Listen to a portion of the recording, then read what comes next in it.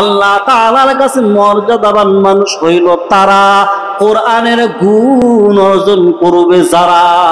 কোরআন যেই কাজ যেইভাবে করতে বলেছেন ওই কাজ ওইভাবে করার নাম হলো কোরআনের গুণ। কোরআন যেই কাজ করতে নিষেধ করেছে ওই কাজ থেকে নিজেকে বিরত রাখার নাম হলো কোরআনের গুণ। কোরআনের গুণ আমার ভিতরে কতটুকু আছে বুঝবো কিভাবে?